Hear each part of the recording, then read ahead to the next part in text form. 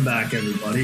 It is the Awesemo.com MLB Live Before Lock show. Another day of playoff baseball to discuss. Hopefully your day went well yesterday on the 2-gamer. Today we've got 4, and hopefully you got a little bit extra money in your account from NFL last night. There were some massive contests, and we obviously have tools for everything, so hopefully those helped you as well.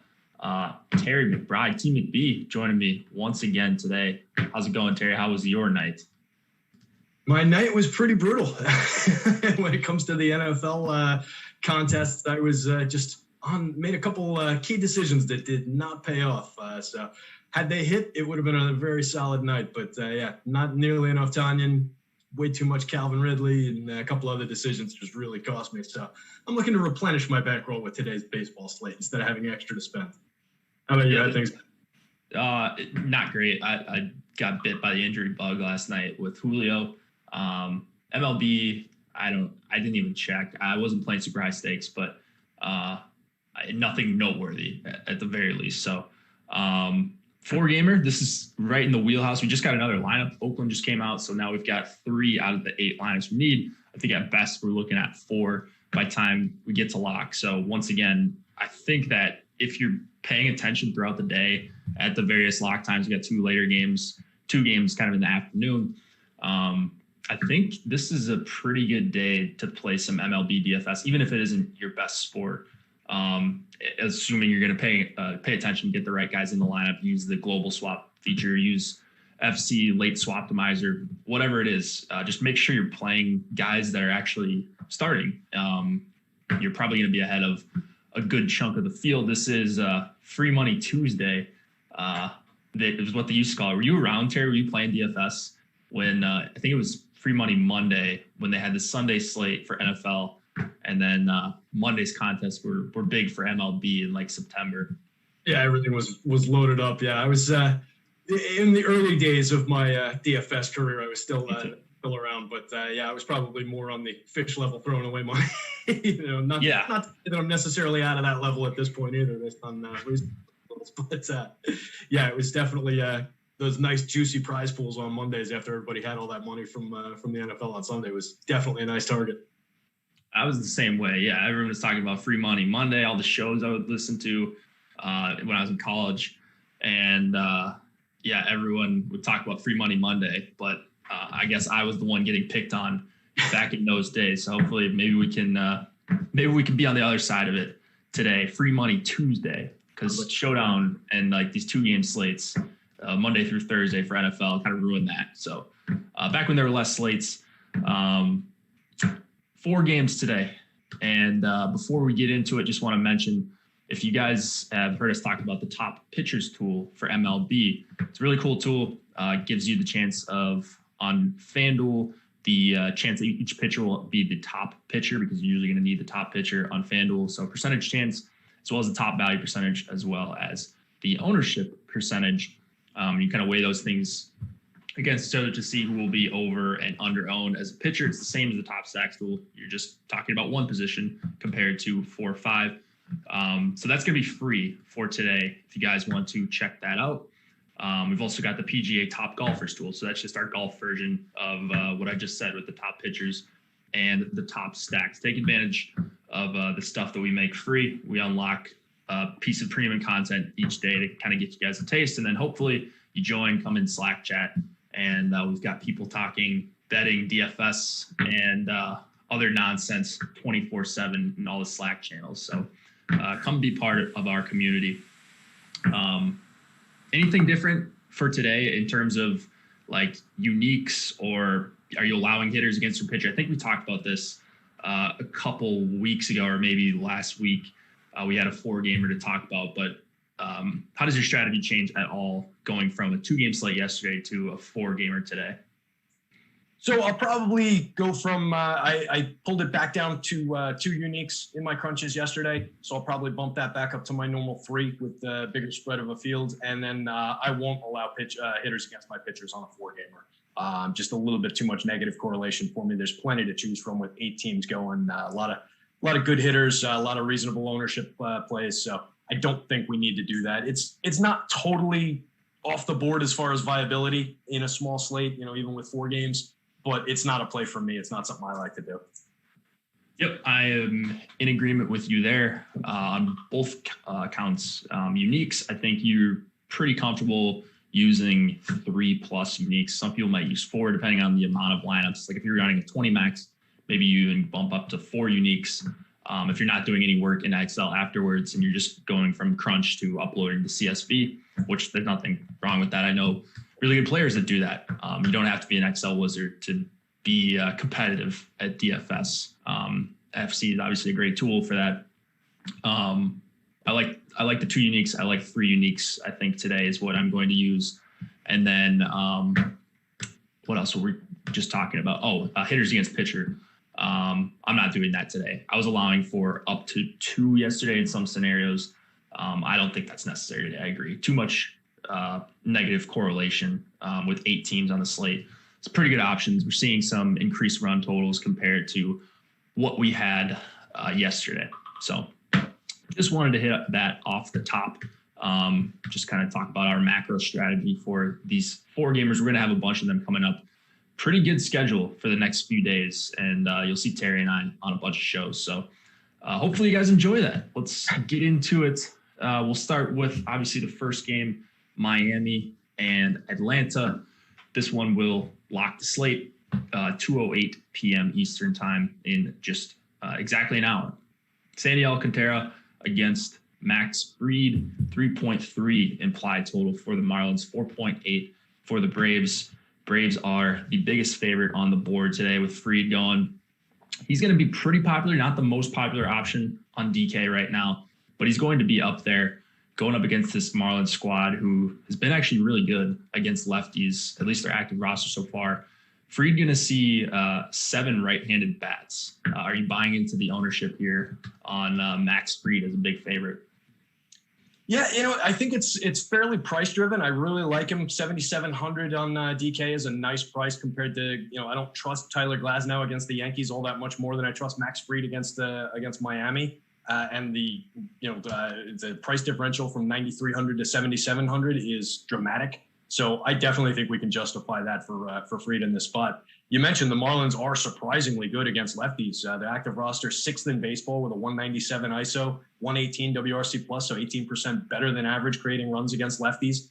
22.4% strikeout rate, so there's some Ks there. Only 7.4% walks, so they have no patience at the dish. So they're going to need to be a little bit patient, get some guys on base, and then look for that big hit, that big home run against him. That's how you're going to beat Max Fried here. Fried was excellent at limiting home runs, excellent at limiting power all season. Let's see, for the course of the year, 53% ground balls with a 27.2% soft contact rate and a 23.8% hard contact rate. Those were 2nd and 3rd in baseball, respectively, among pitchers with at least 50 innings this year. So he's just been excellent at what he does with as far as keeping the ball on the ground, inducing soft contact, limiting power.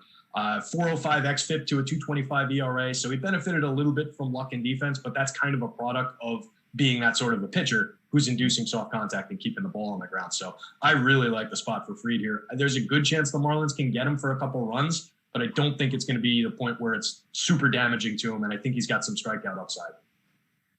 Yeah, for sure. The strikeout upside is what really matters, especially when you're talking about DK, where he's got to be a top 2 or top 3 option and not necessarily over on FanDuel, where he's probably going to be the top raw point pitcher in order to be useful in a tournament winning scenario here. So good price on DK, just price per projected strikeouts, I think is a phrase that I think Adam Ship My Money has coined. And that's something I always think about when I'm kind of unsure about some of these pitchers. We've got projections on the site, so it's pretty easy to do that. Fried, one of the best values, I think, on the slate. I'm usually okay just playing the chalk, assuming that I don't completely disagree with it, but there's only a few times during the year where I'll think that like a chalk pitcher is a legit not good option. Fried, that's not the case with Fried here. He is a really awesome option. It is the lowest implied total against the slate. He is the biggest favorite, throwing the strikeouts and everything you mentioned, Terry. And it would be hard to get away from him on DK. On FanDuel, I'm not playing as much Fried as the field. I like Glasnow a little bit better. His ownership's a little higher, but not high enough where I'm getting off glass now enough to get to a bunch of freed. So got about 10% of freed over on FanDuel right now. Alcantara on the other side, $7,300. He's been very solid against righties, 312 xFIP compared to lefties. I think he's at almost 5.3 xFIP on the season. Only lefty there's two lefties that are pretty scary. Freeman and Albies. And then after that, he's only going to face one more, Markakis, later in the lineup. Interested in Alcantara at all at 7,300 on DraftKings? So I think I'm leaning more into the Braves' quality of their right-handed hitters against right-handed pitchers. They've just been dominant. The righties on this team mash right-handed pitching. Ozuna, Duvall, Swanson, all those guys hit righties really well. Overall, the team, as a team, the active roster, third in baseball against righties with a 221 ISO, 125 WRC+, 23.1% strikeout rate. You know, they strike out a little bit, but it's not tragic. 10.1% walk rate, pretty good. So I'm leaning into that side. I think Alcantara, you mentioned he's pitched fairly well. 404 xFIP in his 42 innings. Benefited a little bit from a 274 BABIP against, but only 4 home runs allowed. 22.7% strikeout rate is up from his career 19.2. He changed his pitch mix a little bit. He increased his four-seamer usage, reduced his sinker usage, and it seems to be working for him a little. Just generating, keeping guys off balance, and setting up his breaking balls, which he gets decent swing and miss on.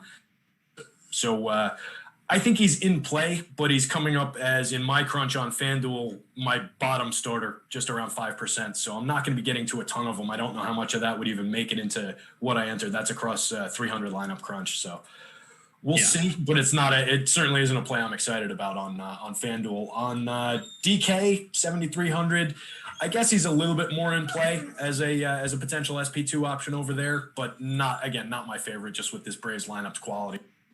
Yeah, I think the quality of the Braves lineup is certainly really scary, and that's what's keeping people off of Alcantara quite a bit right now on the top pitchers tool, which is free today. If you guys didn't catch that off the top of the show, he's at just under 12% ownership, but a 21.6% chance of being a top 2 pitcher. Those numbers might not be 100% accurate just because we just updated ownership a couple minutes ago and I haven't yet pulled it, but you get the idea. About half the ownership as the chance of being a top 2 pitcher for Alcantara today. And so that's pushed me onto him a little bit over on DK.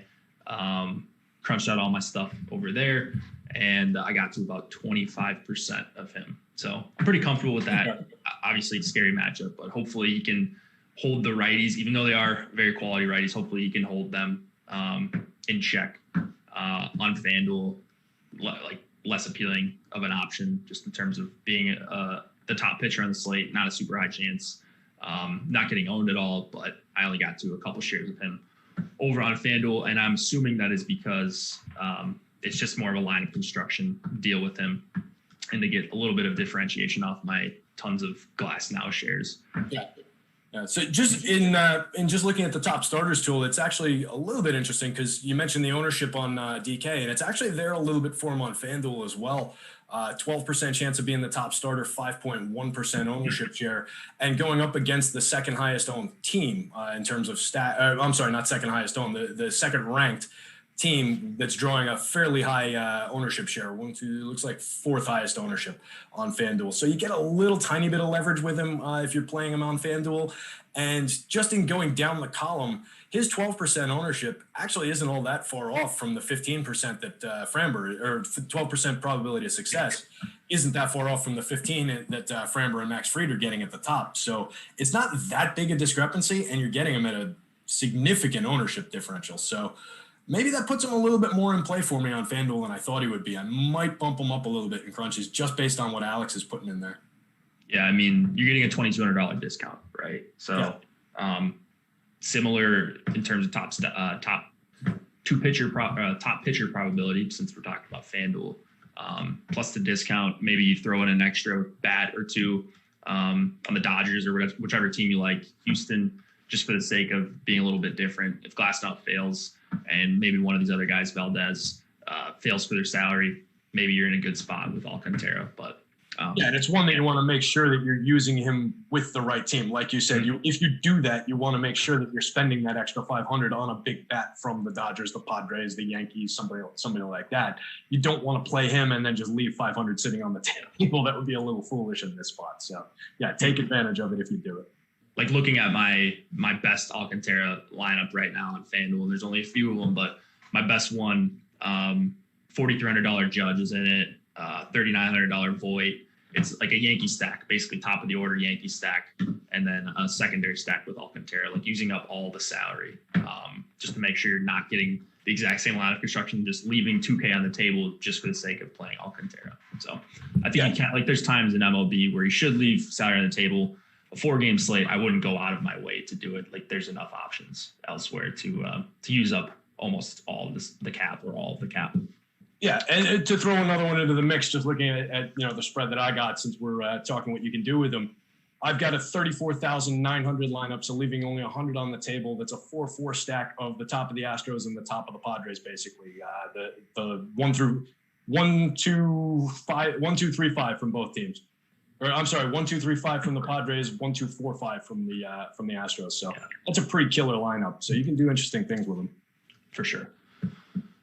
Bats, you mentioned you like the Braves here. I know we just talked about Alcantara quite a bit, but is there anything you want to add on the Bats besides the Braves are just a really, really good lineup? Yeah, I wrote up the Braves as one of my teams in quick hits last night. So if you guys want to deep dive on that, definitely pull that column up. They're definitely in play for me today. I mentioned they just absolutely brutalized right-handed pitching, pretty much top to bottom. So there's some interesting plays too. I mean, looking at the DK ownership, Adam Duvall at only 3.1% is extremely appealing. Austin Riley at the bottom of the lineup, 4.8% owned. Albies, you touched on, switch hitter, hitting in the middle of the lineup, under 7% owned. Love Dansby Swanson. So I think you can fill out a couple of the infield positions with this team. Grab an Albies, Swanson, Duvall, Riley 4-man stack. You're filling out 3/4 of the infield and an outfielder at very low cost, very low ownership. So you can do interesting things with this team, not even playing the stars. And then you get up to a guy like Ozuna, under 15% owned. The superstars are, of course, very owned, very expensive as well. And Travis d'Arnaud, I think, is a little bit over-owned as a catcher. He's an appealing play. He had a good season, but at 26.5% ownership, which we've got him pegged for on DK, I think there are other catcher plays that I can get to. I do like him as part of stacks, but I wouldn't use him necessarily as a catcher one-off. Yeah, and so let's see who said this in the chat. Let me find him quick. Frank says, so Yankee stack, but throw glass now. And that's kind of a fair question. I don't know if it's trolling, but no, I wouldn't do that in the same lineup. I think if you're playing multiple lineups, if you're pre-maxing or something, maybe you have a couple glass now and then a Yankee stack on the other side if you like to get some differentiation. Obviously, don't do that in the same lineup. Maybe that's not obvious. Maybe you can do. But yeah, me and Terry play multiple lines, 20 max, 150 max is what we play for the most part. So yeah, just we're not talking about cash games or anything like that. What was I going to ask? Marlins bats going up against Fried. Leverage is pushing them up for me just a little bit over on FanDuel. They're dirt cheap. Like all these Marlins are under 3K, so it's really easy to get to them as a secondary stack. Do you have any interest over there at all? Yeah, I can definitely get to some Marlins. We talked about the quality they've shown in the split overall, and I think there's some interesting price and ownership plays in that one as well. Pretty much on both sides, really. The whole bottom of the lineup, as you mentioned, is very inexpensive. Really, top to bottom, they're pretty cheap, and you can get to guys like Corey Dickerson. Obviously, it's a lefty, not the greatest spot in the world, but he's under 3% owned. I can justify that. Lewis Brinson, I wrote him up in Stackslands today. I picked a few just individual hitter plays. He's got a tremendous power profile. He's never really totally put it together in the show, never gotten a full season's chance, but he's basically the minimum, 2,100 on both sides, not drawing a lot of ownership. There's home run upside in that bat, and he's going to be fairly sneaky. So I like him late. And then just, your standard plays from the Aguilar, Cooper Anderson swath of this lineup. They're all going pretty under-owned. Don't really want too much of John Birdie at the top of the lineup at 30% ownership. He's not a 30% kind of a guy to me, so I can skip him pretty comfortably and play the rest of the lineup. Yeah, I'm trying to skip out on some Birdie. I saw he was pretty popular. I like the Brinson call. Like, this is a guy who has talent. Did you say he was a number 1 overall pick? or I know he was like a super highly touted prospect, and he hasn't. Yeah, he was a very high-end prospect, and only had seen limited opportunities with the Brewers and with the Marlins since coming over in 2018, I think. Yeah. But it's only like 800 some odd plate appearances in the show, and he's got, I think it was 26 home runs when I wrote it up. I don't have it in front of me, but anybody who wants that, and guys, that's an important note actually. I in watching the games last night after we got off the show, I realized there were a couple key bats that I didn't get to talk about on the show, not through anybody's, through any fault of anybody's, but we didn't bring them up. And there were bats that I had written up, and then a couple of them went off. So make sure you're consuming all the content from the site, especially on small slates like this. I mean, Emacs writing columns, I'm writing columns, we're talking about it on the shows. There's a ton of content covering all of these games. So dig into those articles, and we're making a lot of different calls. So make sure you capture everything from the site, because we drill a lot of this stuff sometimes, but not necessarily. It's difficult to make sure we remember to cover all of it on the shows. Right, 100%. And Jeremiah says Awesemo strategy shows are mainly for GPPs, right? Yes. I would say yes, they definitely lean more towards GPPs. Like there will be times where we mention cash plays. I think it's just like we like talking about GPPs more, Terry and myself, just because we play them more. So that's how our brains are thinking about approaching the slate. But we'll try to mention any cash plays or like obvious cash plays that come along. Or if you have any cash questions, it says live before locks, or more we'll take more questions and stuff if we've got time at the end. But yeah, I think with cash, you're just trying to find high, median projected lineups. And I think we would just use projections for at least starting to build a cash lineup. So it's a little bit less interesting. There's a little bit less that goes into it in cash. That's just my opinion. Maybe Terry has a different opinion, but. If anything, it would be stronger than that in not liking cash and preferring GPP. So, yeah, I'm with you. That's not to say you can't make money at cash. I know people that do a really good job at it, but I think, it's just who doesn't want to play tournaments? I guess maybe some people in the audience, but I love these tournaments, even though they can be incredibly tilting. Sure. I think we covered that one pretty in depth. Yeah. Let's go to the second game on the slate, 4:37 p.m. Eastern. Be around your computers or your phones to make swaps in case you don't get this Houston lineup and something funky happens. Framber Valdez, who I feel like we've talked about on every single show with me and you, and Sean Manaea, $6,800 for Manaea over on FanDuel. DraftKings, he's just $6,900. Valdez, $8,900 over on DK. 4.6 implied total for the Astros, 4.5 for Oakland. This is going to be a game where bats are going to be used a lot in tournaments and in cash games as well. What do you like in this game? Are you going back to Framber? It seems like he's overperforming his metrics, but I don't know what to do with this guy at this point. Yeah, that's kind of where I come down on him too. I think I'm going back there. I think he's in a pretty decent spot. I hate the price on FanDuel, $10,000, most expensive pitcher on the slate. Comes in as Alex's second-ranked pitcher, though, and only pulling about half the ownership that he, quote-unquote, should be. So I definitely think he's in play. 8,900 on DK puts him a little bit more comfortably in play, and still has a decent little ownership margin there as well. So definitely like him.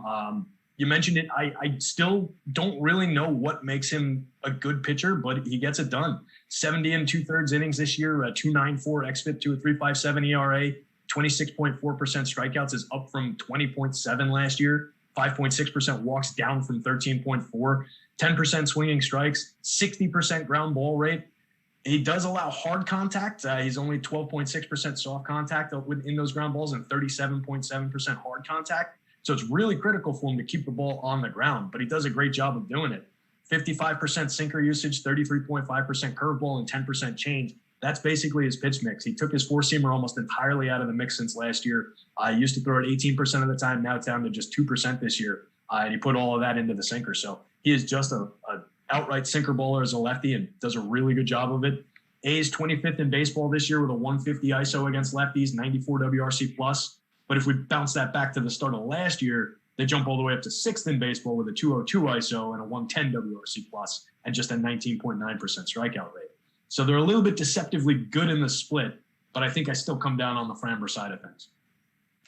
Yeah, I think, I mean, on DraftKings, I'm getting some Framber on FanDuel, like I think on DraftKings is just a better play just because it's much cheaper. You have to be less perfect on FanDuel. DraftKings, it's more about getting the right construction rather than the absolute top 2 scoring pitchers with their dynamic pricing.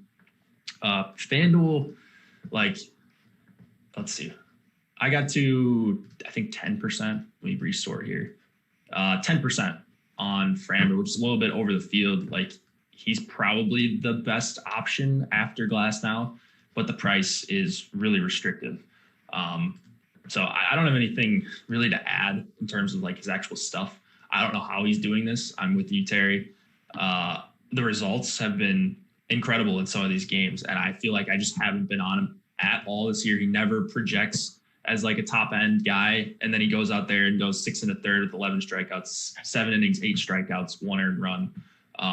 He's had like 1 or 2 bad starts this season, and other than that, he's just been phenomenal. So yeah, those were the starts where I was on him. Yeah, I think me too, probably. He was just like 60%, goes out there and gives up 8 earned runs. But this is not how you should do research, just like look at box scores. But this is how, like, you got to think about how other people are going to think too. So I think maybe at low dollar contests, people might think this guy is just an amazing play.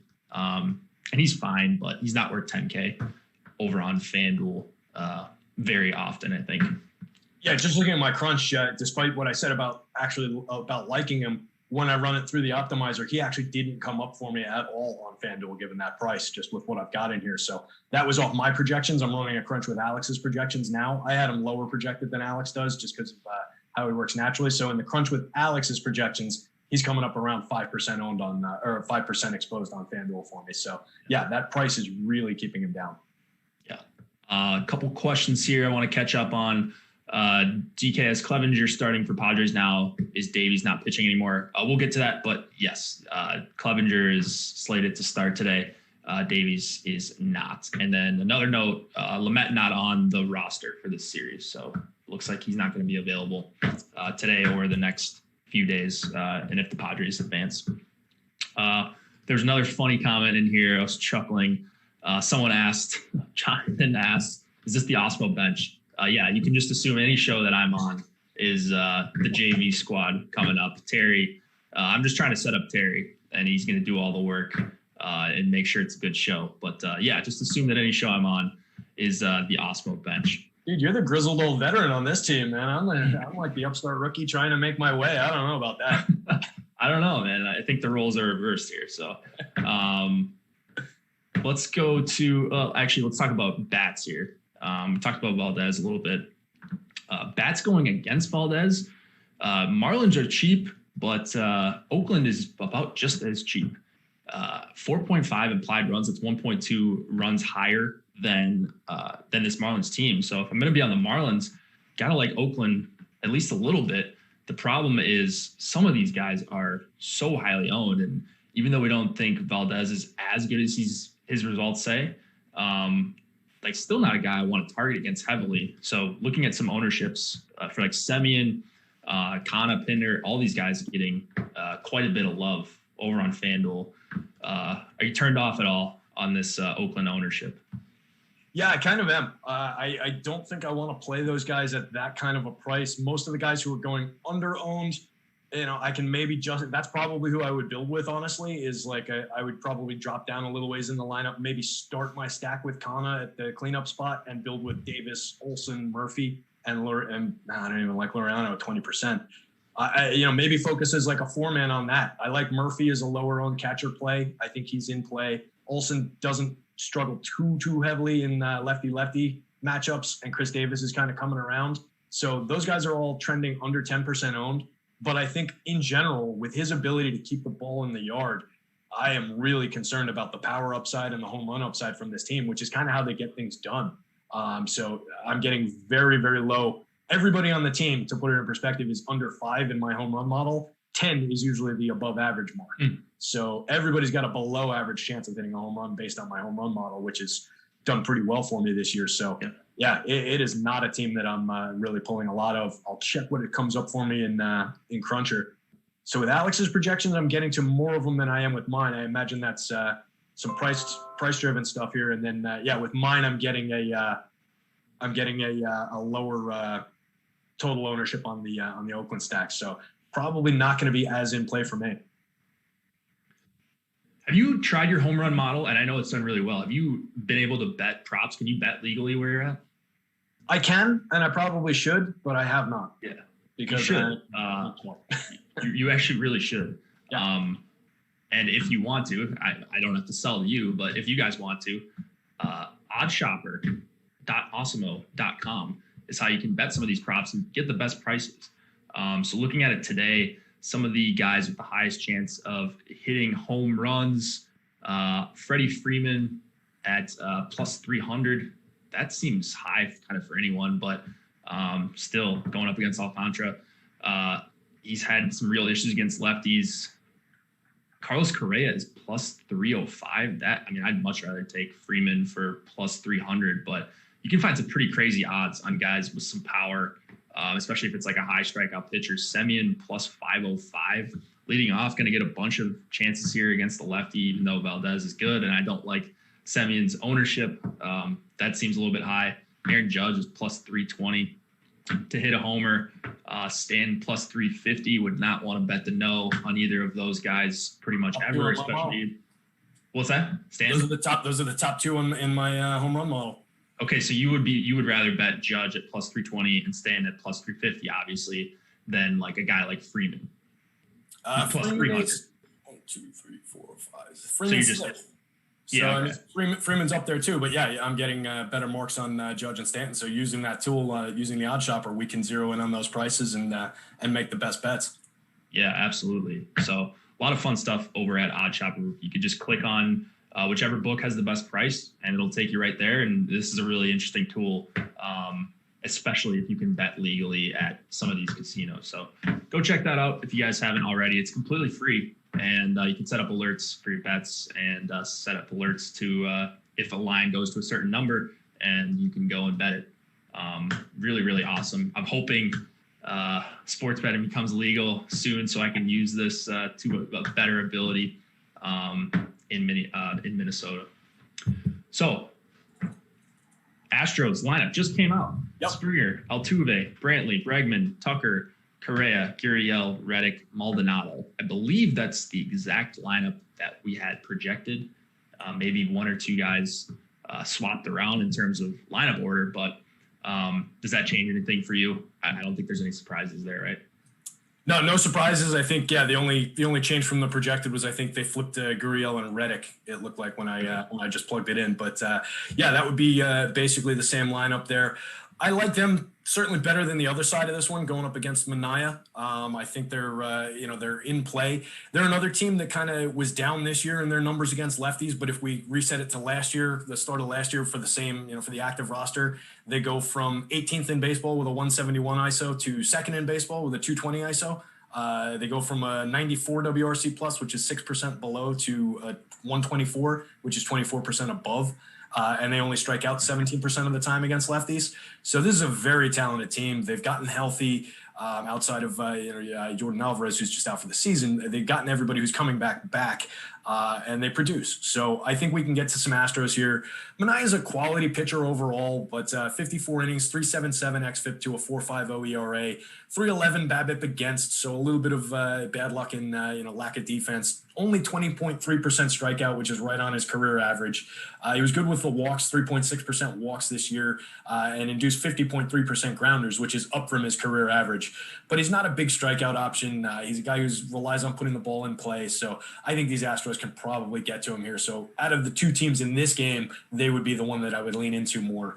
But again, I don't really love the ownership on most of these guys. Most of the guys I would want to play are drawing a lot of popularity. Yeah, I'm much more likely to go to the Braves stack looking at my FanDuel exposures here than either of these two teams. They're just a little bit higher owned than I'd like. So trying to avoid getting to, like duplicate lineups in these large field tournaments, I think you're going to have a tough time avoiding that with Houston and Oakland with some of these guys. So that's not to say you can't play Oakland and Houston stacks. I'm certainly going to have some in my 150, but just not near where the field's at on some of these guys like Altuve. I've got about 10% of him. He's going to be one of the more popular players in the slate. Same thing with Laureano on the other side. So hoping this one stays somewhat quiet. I think I was all over this game yesterday, and that was looking good for a while, but then the Yankees decided to hit a bunch of home runs. Today, I'll be on the opposite side. I'm hoping the pitchers can keep the ball in the yard to some extent. Favorite bat in this game, who would that be? Favorite bat overall in this one? Oh, geez. Let's just go with an easy pick and pull George Springer off the top. He's my highest rated home run on either side. Pretty good option. I'll go with the guy on that side, Bregman. He's my highest exposed guy right now. In this game, I should say, not my highest exposed. Overall, we just got an ownership projections update. So if you're a premium member, go to the main slate ownership and you can find the most updated numbers with the new guys in the lineup. We've got half the slate down in terms of release lineups. We won't be getting the other half. So again, make sure you're around once these lineups come out to make the necessary swaps. So you're playing guys that are actually playing in the lineup. That's pretty important in MLB DFS. Let's go to the third game of the slate. Your Yankees, Terry, going up against the Rays. Rays are about minus 120 right now. 4.1 implied total for the Yanks, 4.5 for the Rays. Davey, I believe it's Davey Garcia, right? Isn't that how you pronounce it? Interesting spelling. And then, so not the American spelling, I should say. And then Tyler Glasnow for the Rays. Let's talk about Glasnow. Right now, the highest owned pitcher on the slate on both DraftKings and FanDuel, coming up in over half the lineups on DK, almost 40% on FanDuel. Top Pitchers Tool doesn't love Glasnow just because he's getting so much ownership. But talk about this matchup here against your Yankees. Are you worried at all about Glasnow shutting it down? Yeah, so I mean, anytime you go up against a big-time strikeout pitcher with this lineup, with some, I don't like calling them free swingers, and I think their strikeout issues are a little bit overblown, but there are certainly guys who strike out a lot in this lineup. They hit for a ton of power. Those kind of go hand in hand. So this year against righties, they were only 24th in baseball, so seventh best with a 21.5% strikeout rate. So they weren't awful against righties by any means, but a lot of that came with Judge and Stanton missing a lot of games. So a lot of those free swings kind of weren't in the lineup. They had a 209 ISO against righties, 123 WRC plus, 11.6% walk rate. So they're a good option if they're low owned, but Glasnow is a tremendous pitcher. 57 and a third innings, 275 xFIP, a 408 ERA. So he was better under the surface than he was on top. 38.2% strikeout rate with a 9.2% walk, 14% swinging strikes. He throws 3 pitches, but it's really all about a 4-seamer curveball combo. He only threw his changeup 4.7% of the time, and the other 2 pitches made up the entirety of everything else that he threw. Just gets an immense amount of swing and miss on his curveball with a ridiculous amount of spin, nearly 3,000 RPM spin curveball, just dies in the dirt. So he's an excellent strikeout option. I do think the Yanks could get to him for a couple home runs here. I think they could put a big number up on him. I think they could get to the bullpen. So it's interesting playing the stack, but I definitely see where the numbers are coming from, at least as far as what's driving Glasnow's projection and driving him up to the top of the board as far as potential to succeed against this lineup. Yeah, this is one of those spots where I think it's wise to be on both sides of it. So, like, you don't want to completely fade the 60% on pitcher. Again, I don't think there's really any scenario in which I would do that unless I thought like 60% of the field's wrong, but the field's too sharp to be wrong for a guy to be like this highly owned and just completely miss on that. So Glasnow's an awesome play. Yankees strike out a bunch. Even with Judge and Stanton in the lineup, like, yes, he's probably going to, like, those guys hit a ton of home runs. They also strike out a lot. Mm-hmm. I don't know how you get away from Glasnow. On DK, specifically on FanDuel, you just hope that someone else outscores him. But that being said, I've got him in 60% of my lineups over on FanDuel. Yankee stacks, obviously, in play. They just have so much power. Like I said, Stanton does strike out a lot, but they're also 2 of the biggest home run threats in the entire MLB, no matter who they're going up against. They're very high in your home run model, as we talked about. So I'll have some Yankee stacks. I will have a ton of Glasnow and hope it goes big one way or the other. Like Glasnow shuts down for 7 innings or the Yankees blow him up, because I think you should be considering the leverage you're getting even in a low projected lineup. If you're getting a Yankee stack on FanDuel that's going to knock out 40% of the field if it erupts, like that's pretty valuable if you're talking about playing 20 lineups or 50 lineups or 150 lineups. So I like being on both sides. I lean towards Glasnow. If I can only play one side, like I'm playing one lineup, I think I end up with Glasnow in it. William says, best pitcher on FanDuel if you're doing one lineup, but not named Glasnow. Best pitcher on FanDuel for one lineup, not named Glasnow. I mean, you want my answer? You want the site's answer? My answer would be Max Fried. If you want to pay up to Framber Valdez, I can understand doing it, and I think it's justifiable, but you're sacrificing quite a bit of flexibility in what you can do with your bats there. So I think for me, that answer is Max Fried. That's where I'm going to go. No, I agree with you. Like, it's interesting because on a raw point basis, it would be Valdez, right? But $1,300 in salary is nothing to sneeze at. Like the savings you're getting going down the Fried. So that's a huge upgrade in a bat, going from like a $2,500 guy to a $3,700 guy. You could upgrade 2 bats, $600 a piece or something like that. So I agree. I think it would be Fried would be my second option. He's my second highest exposed guy over on FanDuel. So good question there. Good question. I like that. Anything else on the Rays side we want to talk about? They've got some pretty cheap bats as well. Looking at where the top stack tool has them, they're looking a little bit overvalued on DK. Same thing with FanDuel here. So what are you doing with the Rays against Davey Garcia? And do you have any interest in Garcia as well? Yeah, I like Garcia. I'll have a little bit. I think the 8,500, I don't love the fact that he's kind of like in the same tier as everybody else on FanDuel. I'd like him better if he was like in that Alcantara price range, but I'll eat that a little bit. So I can get to some Davey. I like the price better on DK, obviously, as an SP2 option. Kid's got a lot of talent. He's a very high-end prospect for the Yankees. Reported himself fairly well so far this season. Let's see, he was 34 and a third innings, 4.63 xFIP to a 4.98 ERA, 2.90 BABIP against, yielded 6 home runs. So a little bit of rookie struggles for sure, but he did strike out 22.6% of major league hitters, only walked 4.1%, 11.3% swinging strikes is very good for a kid just coming up and making his debut. And he's got a killer out pitch. He's got an excellent curveball, which I really like to see from a kid just coming up. So he needs to rely a little bit more, I think, overall on his breaking stuff. He's just pounding the zone too much with fastballs. But I think he's got the talent there. The Rays, 12th in baseball with a 178 ISO, 104 WRC plus against righties, 26.4% strikeout rate, though. So there is strikeout upside for this kid in this spot. That's the second worst in baseball in the split.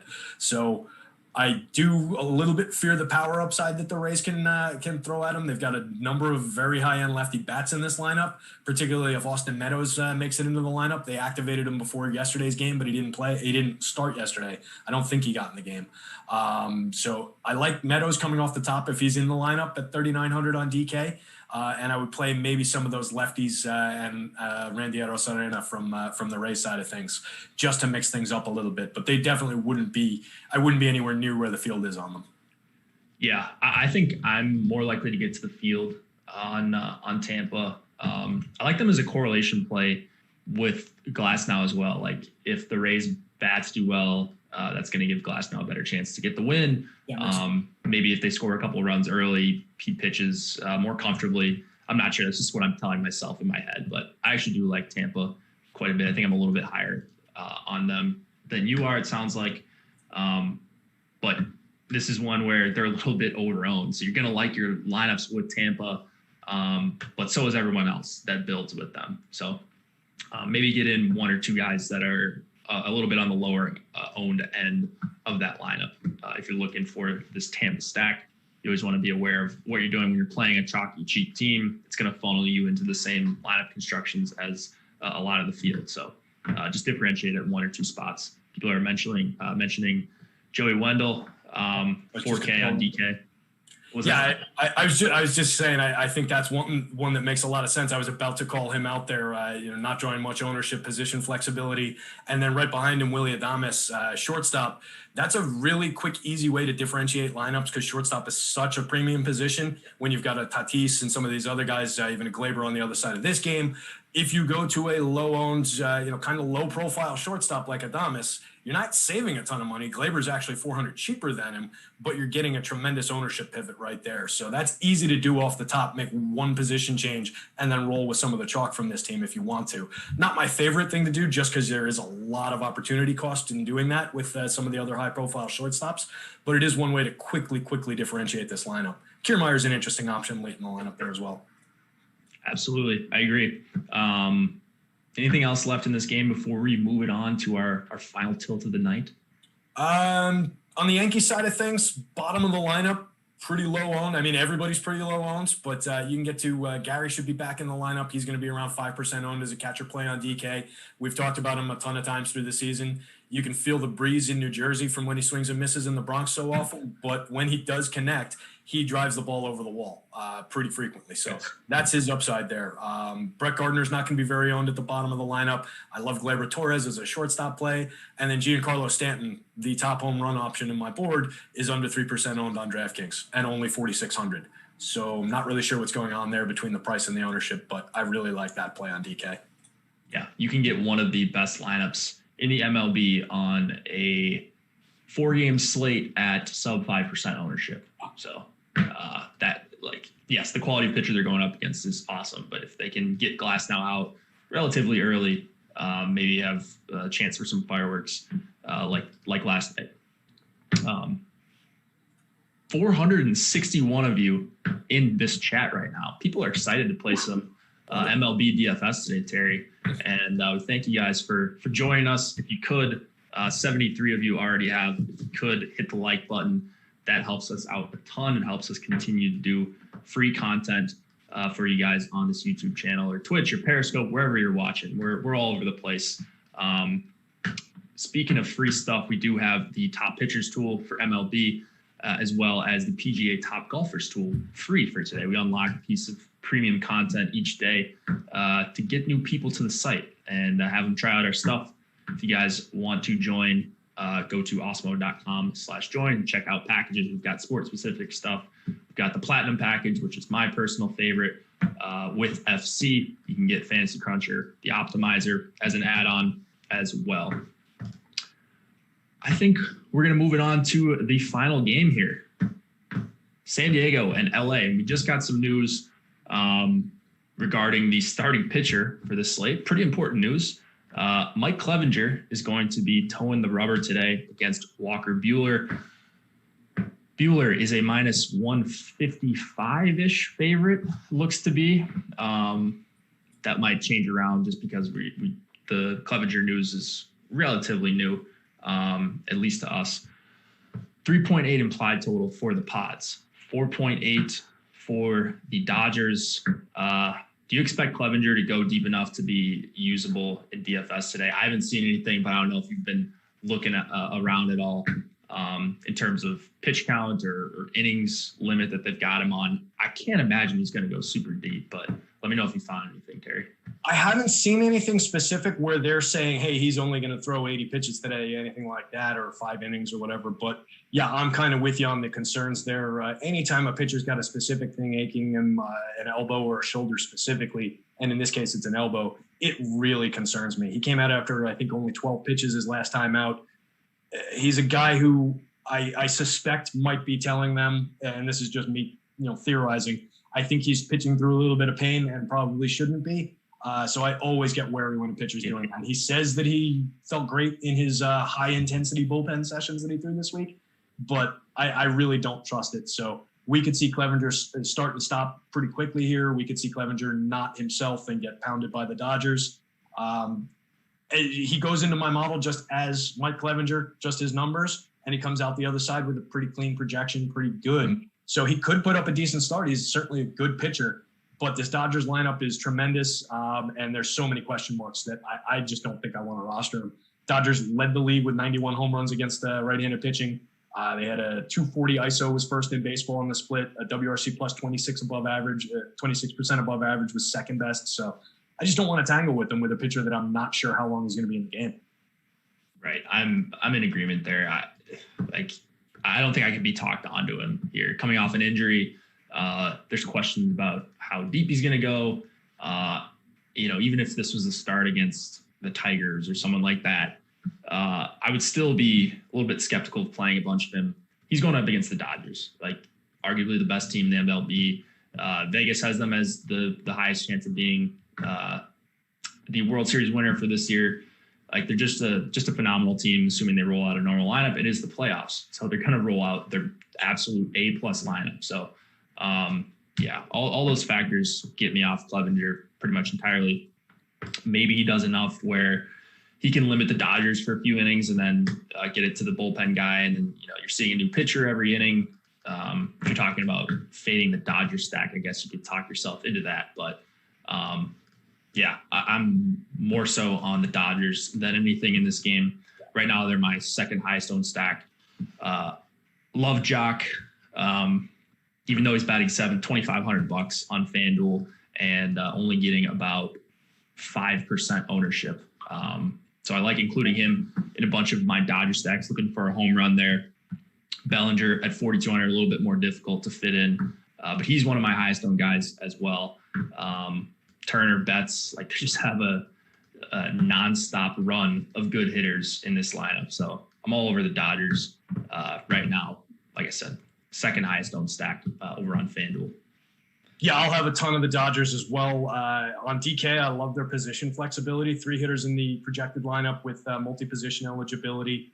And there's enough where, you mentioned Jock only 5.3% owned on DK, 3,200. Great price, great ownership play. Love the home run upside guy who just mashes righty pitching.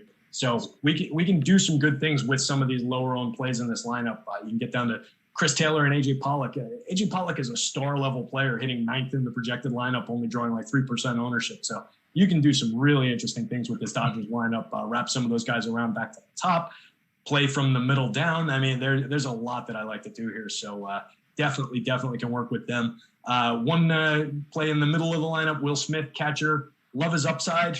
30% owned, though, is always challenging. So he'll be in play, but probably more in stacks for me than as a catcher one-off on DK. I think that would be more how I would deploy him. I don't really want to lean into the 30% ownership share as a one-off catcher. I would rather play somebody like Murphy from the A's at only 5% ownership there in that instance.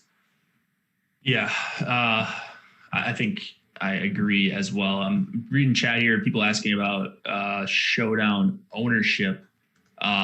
We don't do ownership projections unless it's the featured slate. So when they alternate games in the league championship series, we'll have Showdown Ownership for that. So if you guys want to wait, you can buy an MLB weekly pass and get ownerships for the 2 weeks, including the World Series when we have those working. But we do have early and night slate ownership for every slate throughout the season. There's a 2-gamer today on DK that starts with this Yankees game. So if you don't want to worry about lineups, if you're playing that, we have ownership projections for that. There's 10K to first.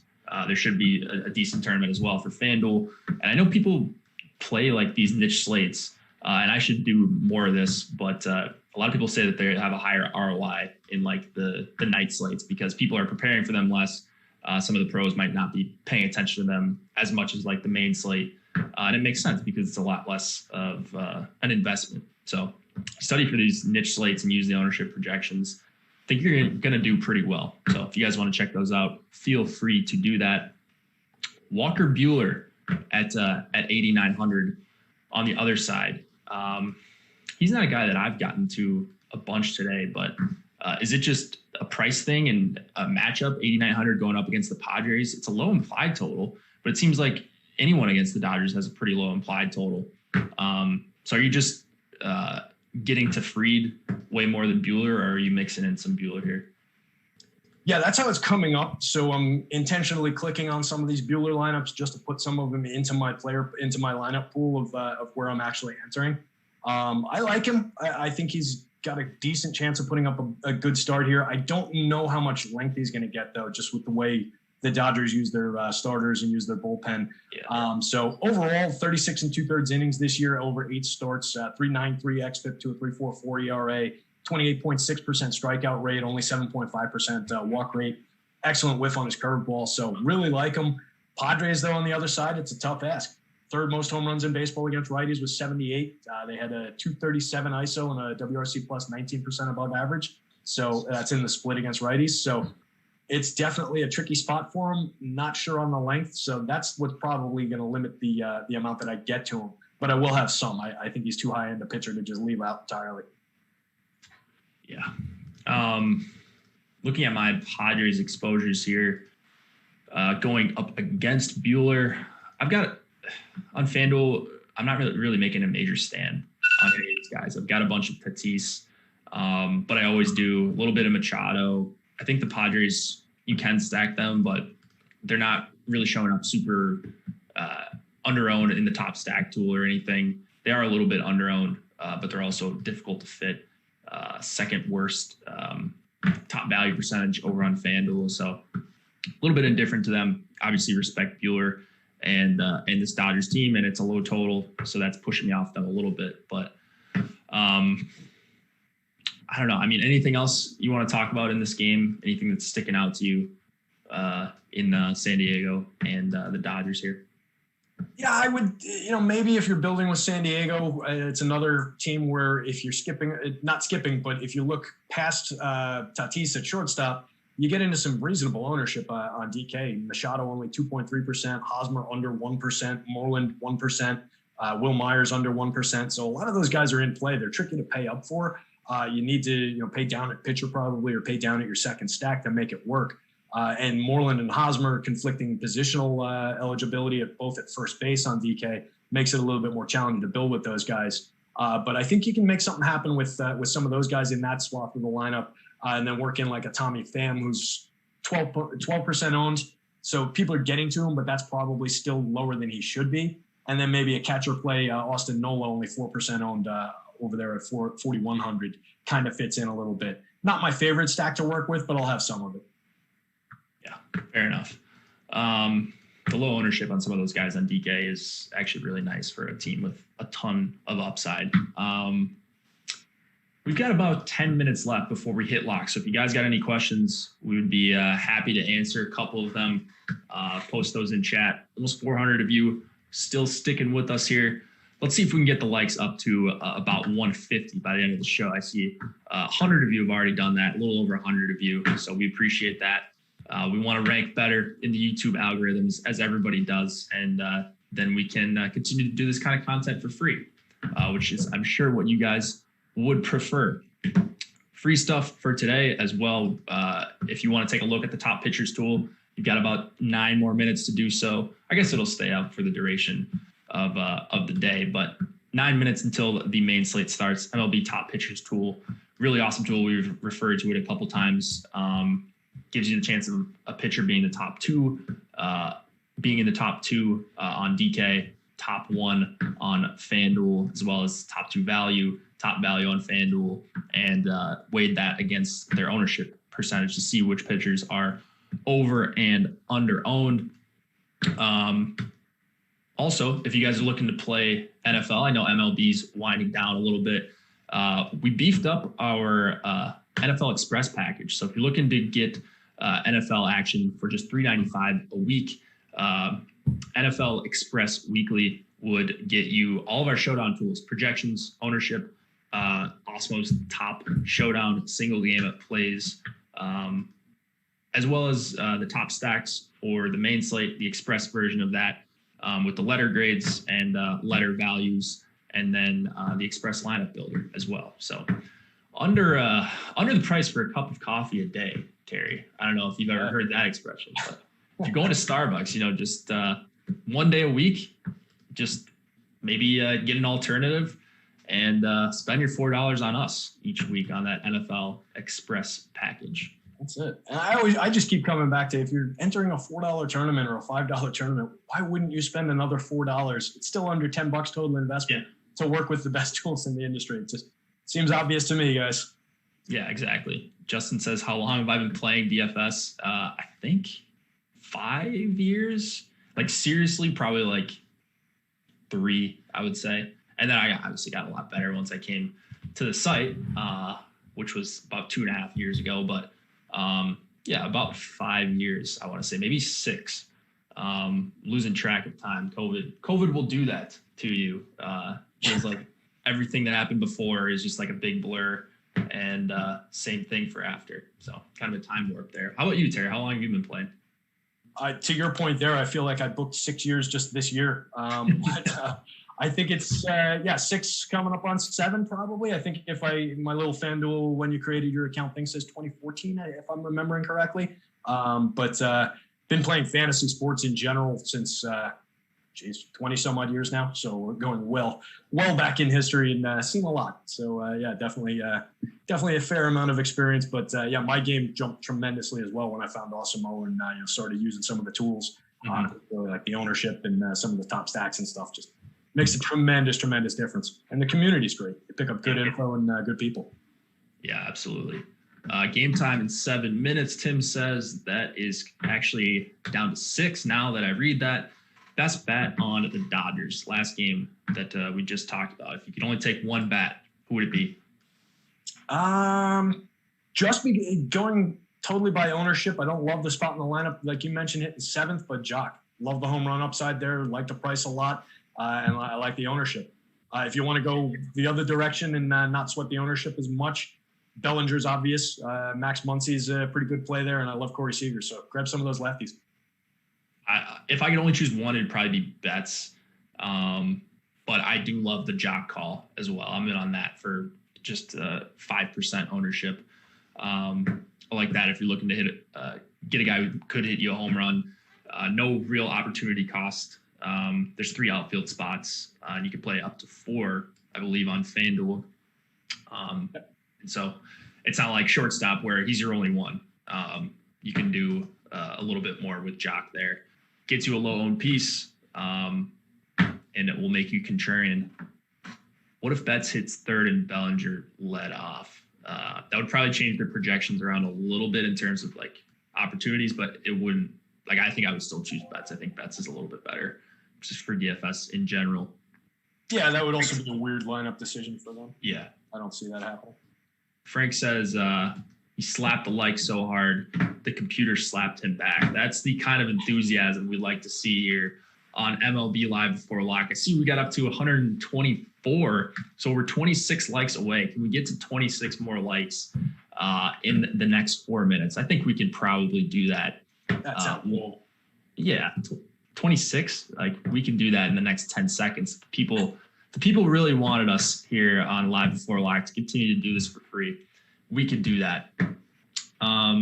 Anything else you want to mention on this slate? Just the thumbs. If the thumbs keep on coming, I'll throw out a couple low-cost home run options from the top of my board on DK.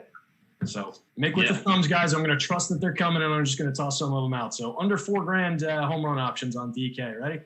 Austin Meadows, if he's in the lineup, just under 10 in my model. Jesus Aguilar, 3,600 on DK, just under 10 in my model.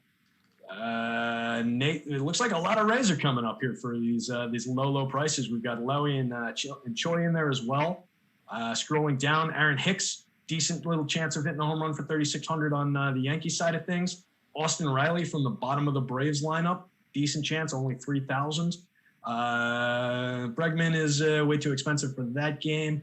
Brian Anderson from the Marlins, getting a decent little number on him. Again, very cheap, 3,700. And I'll throw out one more if I can find one. Let's go with, there's Jock. Jock down decent mark as well, only 3,200. So he's definitely in play too. So like some of those are a couple cheap home run calls. Anything looking weird in your exposures? I forget. I haven't done Live Before Lock too often this season. But anything weird in your exposures? I used to talk about this with Josh and EMAC all the time. Something unexpected. Ownership will change up to the last few minutes. And that can obviously shift around if you're using ownership projections in Excel or if you're recrunching. But is there anything that caught your eye? Because I got to more Tampa Bay than I thought I was going to at the start of the show. Yeah, you know what? So did I. I think it's a little bit price factor driven. I'll turn this alarm off. I think it's. It's time to go. Well, I don't know what that alarm's for actually, but it goes off every day. 2:00. So yeah, I was getting to a little bit more Rays. I think it's just kind of driven by how they fit together with some of the other teams. Yankees, my top owned stack. Braves, my second highest owned. Getting to a fair amount of Astros in there, and more A's than I expected too. So a little bit different than I thought it would come out. I was expecting more Padres and Dodgers, and they're coming in near the bottom. Yeah. One other thing to point out, Birdie's ownership did come down a little bit on FanDuel. I think he was up at close to 30, and he went down to about 20%.